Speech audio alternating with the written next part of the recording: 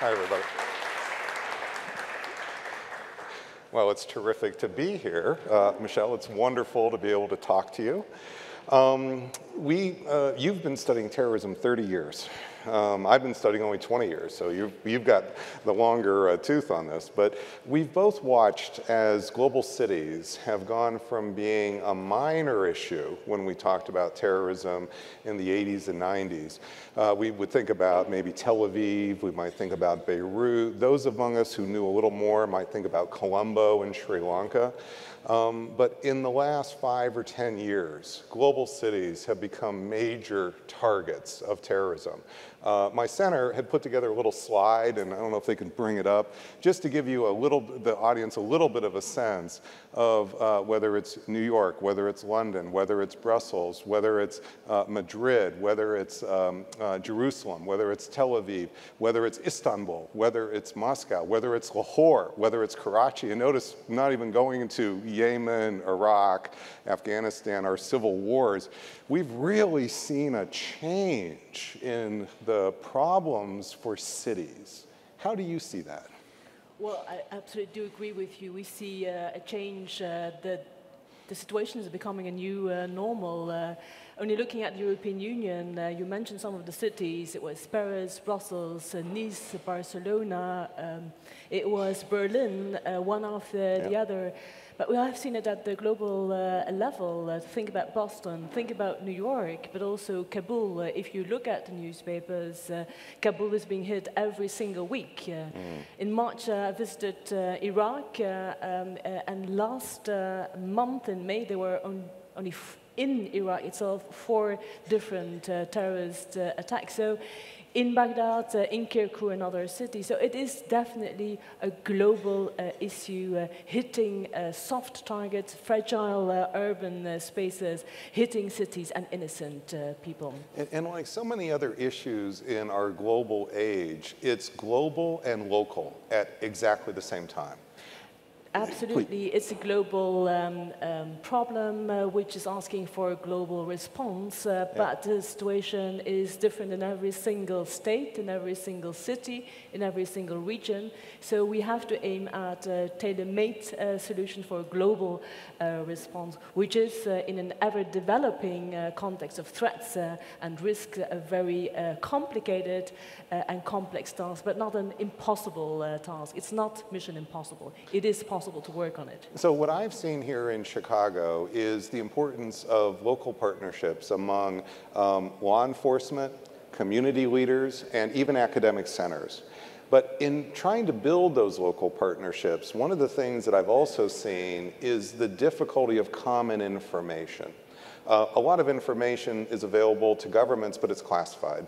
A lot of information is in communities, but not actually percolating to governments or universities in these partnerships. How do you see the local level across these cities?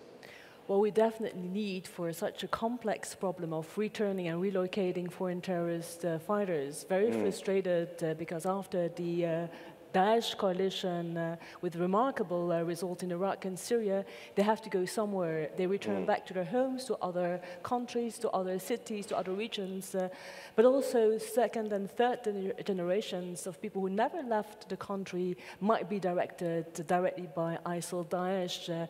And that's something we have to deal with in the communities at the local level. But that is definitely requesting for a multi-layer and a multidisciplinary approach with the local authorities, with the civil societies, with the schools, with the families, with, of course, also the governments at different other levels, and is asking for a very, very important coordination, dialogue based on trust. And that is what we see. Trust is to be established over years, and it takes just a few seconds or minutes to destroy it. Trust is vital in building up those dialogues, those conversations, but they are extremely important. And hence, the United Nations is working on the countering of violent extremism by reaching out to the cities, by making sure that we have a whole of society approach, making sure that the dialogue is taking place and that we detect the problem in its earliest stage without taking the risk of stigmatizing minorities or communities. That is definitely not the case. What we do is based on trust, mutual respect, is based on the rule of law, is based on human rights, but having the society being included in our conversation. And what you alluded to is the community policing. When you see that there is petty crime, when there is some uncertainty among youngsters, do not forget that in a lot of countries, and I visited some recently in West Africa, in Central Asia, nearby Afghanistan, for instance, that the majority of the population are youngsters, youth between 15 and 30 years old. If the economy is bad, if the development and the perspective of those youngsters is bad, the next step will be petty crime, will be organized crime, traffickings of all kinds, and radicalization. First step towards violent extremism, and then the next step to be incited, to be recruited, to be attracted for the bad cause. So we need to bring the law enforcement and the communities together, detect, identify in an early stage the first symptoms, signals of a crime, because if we don't do so, we're not preventive, we're not protecting our cities. So I'm delighted to hear the UN is playing such an important role, because I think there's multiple things across countries. You mentioned a lot the movement of people, and it's very important that we pay attention to the movement of terrorists around, but there's another thing that's really got my attention in the last few years, which was there some, but is much stronger today, which is militant groups, whether it's ISIS, whether it's al-Nusra, whether it's al-Shabaab, so it's not a single group, now use the internet in much more aggressive ways to infiltrate recruitment videos directly into our homes. And that's happening here in the Midwest, not just over there somewhere. And it's happening in ways that are difficult to get a grip on for those local law enforcement agencies, for the local community leaders. Many of those folks are of different generation. They don't even realize what's happened so much on the internet. Is there a way for the UN to play more of a role, not just about the movement of people, but to deal with this increasing movement of information that's global, that's going local in such powerful ways by these groups to recruit people who are just born right in the local area to do their bidding? Absolutely, that's another facet of reality. We live in a real world, and we live at the same time in a digital world where it's easy to incite, to recruit, to finance, to plot terrorist attacks, and to seize an opportunity to use the vulnerabilities of a population and of a minority in that population of people who are in distress, who are miscontent, dissatisfied, frustrated, and use a terrorism narrative.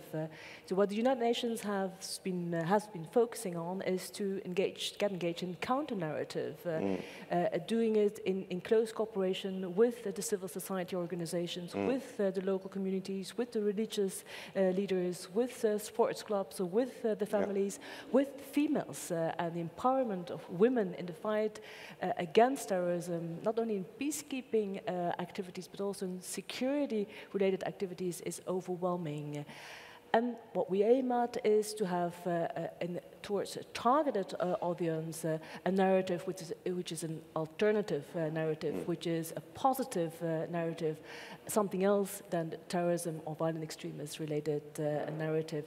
That's a specific Security Council resolution which is tasking us to verify the situation in the 193 member states of the United Nations, to be sure that this violent extremism, that this radicalization is tackled at its earliest stage, or in the real world, in the cities, and also through the methods of having counter-narratives in total alignment with the situation, which is specific, of course, in the developing and in the developed countries, but have a specific tailor-made approach.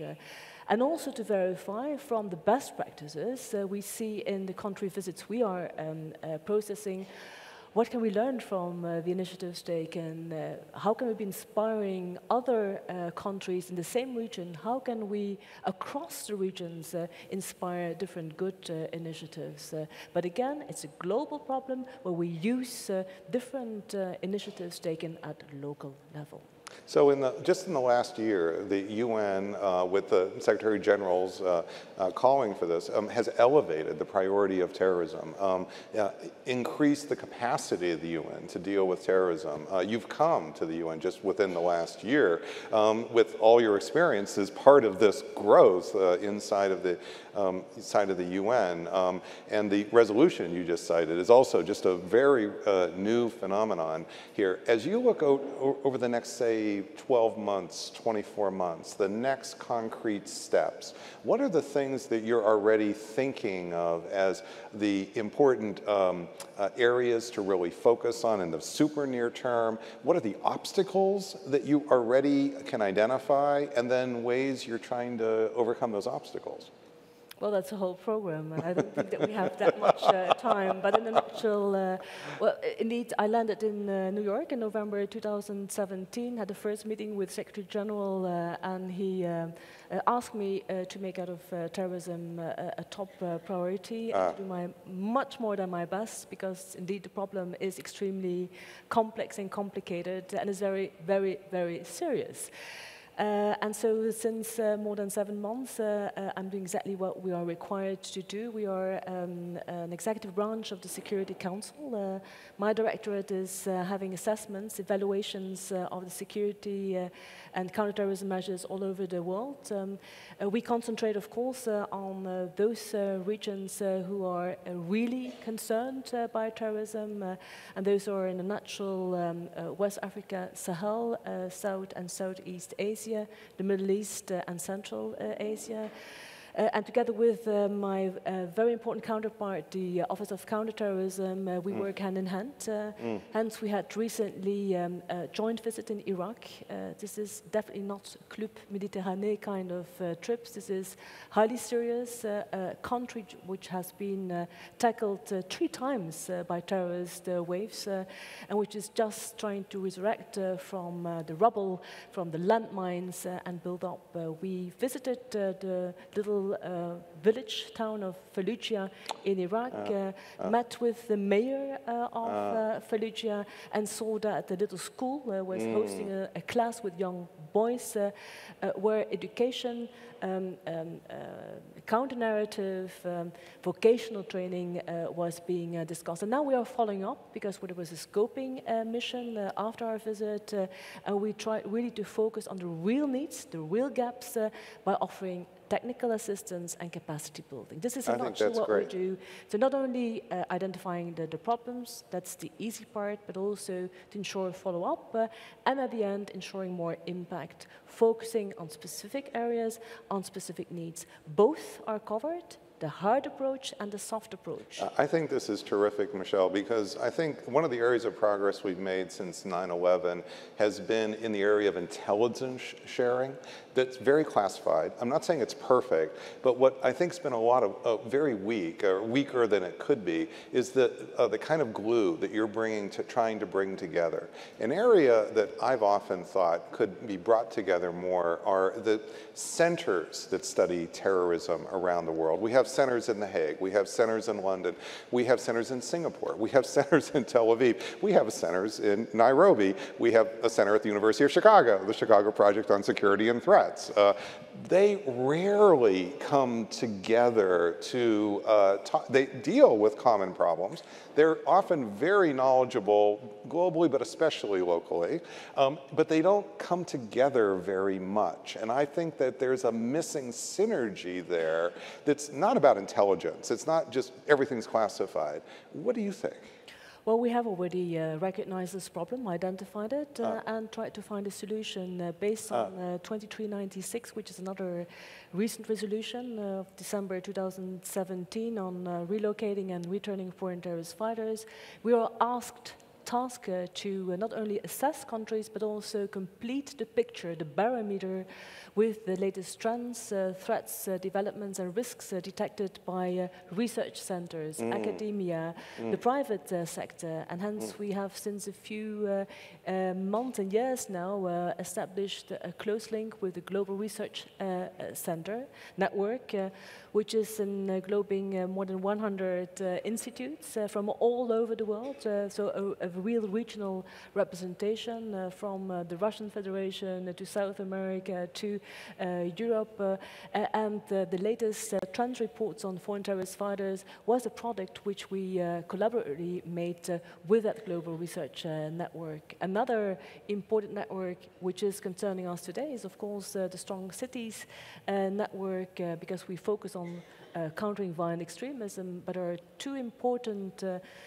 needs for protection of cities: soft targets in the cities and critical infrastructures. Soft targets, as we have seen in all those recent attacks, like theaters, concert halls, terminals in airports, stadiums are being attacked. How can we ensure that the cities are well protected? And that means, how can we ensure that the right preventive security measures have been taken, that if a problem occurs, we do respond in an effective and a professional way, in a speedy way? How can we mitigate the situation on the spot, respond, investigate, and make the city resurrect, becoming more resilient?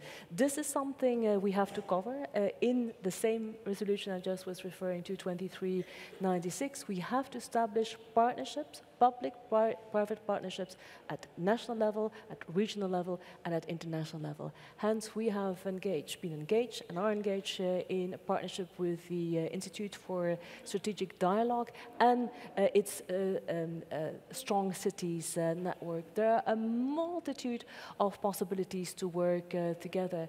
Think about the airports. The check-in, the terminals are the land side, the soft targets. If you go through the security, you land in the critical infrastructure of the airport. So that is also an example where, at the government level, and the cities, but also the private sector, because they're privately owned, have to work hand in hand. And I think it's really important that you emphasize the fact that they're soft targets, but they're not infinitely vulnerable. That is, we can take measures that actually improve the security of not every soft target, so not every coffee shop, but it is the case that we have watched over the last 5 years, not just globally, but in the city of Chicago, as many of our most important public venues now, the Daley Center, the United Center, Wrigley Field, we increasingly have used relatively unobtrusive, still annoying to be sure, but unobtrusive ways to improve security, whether that's surveillance cameras, whether that's metal detectors. In Paris in 2015, we had a deadly set of attacks, but it would have been far worse had the soccer stadium not had metal detectors, because 2 suicide bombers wanted to get into that soccer stadium. They couldn't, so they blew themselves up outside, killing nobody but themselves.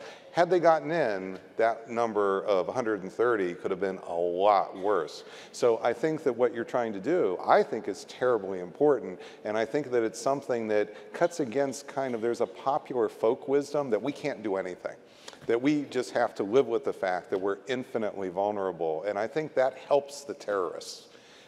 Well, terrorism is not acceptable in whatever form it is, and impunity is not an option either, and not being positive is absolutely not an option. So we have to join the forces, to have solid dialogues, to have networking, to bring all kinds of players, actors, stakeholders together in protecting the soft targets, the tourist sites, the fragile urban spaces, and I think that this forum is an excellent example we need a strategy, because without strategy there will be no vision, no decision, and that will create vulnerabilities in the cities and plenty of opportunities for the terrorists, and this is absolutely not an option. And I think what that means is that when we talk about those partnerships in the community, we always, of course, talk about law enforcement and local community leaders. I'm stressing those other centers, especially the academic centers,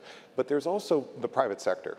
And I think that the private sector is obviously very sort of involved in pieces, but I think that as those community partnerships, that model that we're trying to develop grows, I think there's an important role there for the private sector as much as for law enforcement.